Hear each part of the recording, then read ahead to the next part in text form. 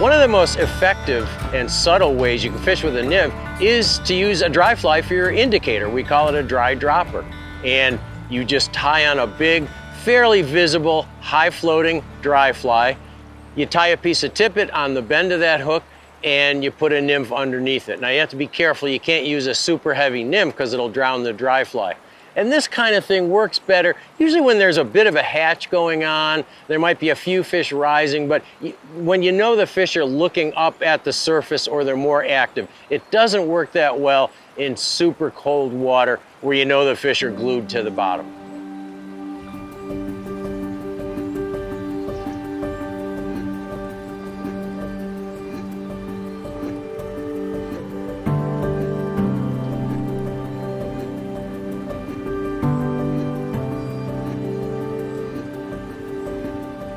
Oh!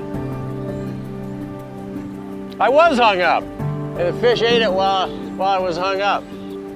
That was weird.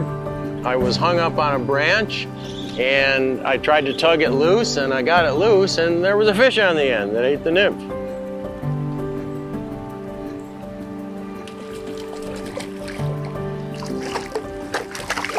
Fat, fat fish.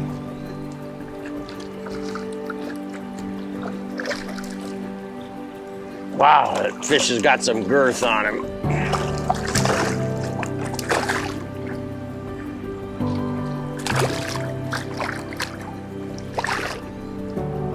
Of course, the added bonus is that you might also catch a fish on a dry, and you get to use 2 different kinds of flies at once.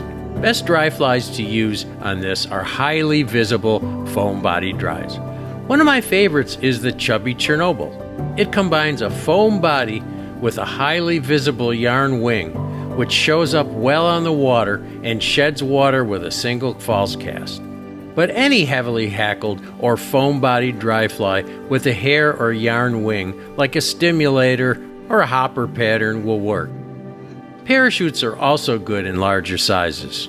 You can even use smaller dries, but you'll need to combine these with lightly weighted or unweighted nymphs like the pheasant tail.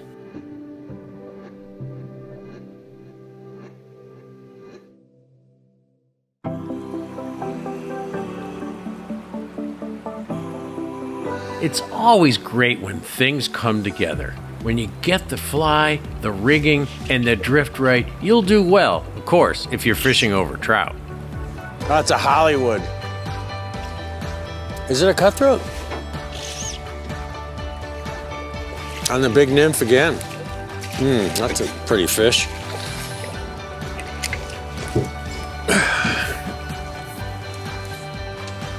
Wow, that's a hybrid?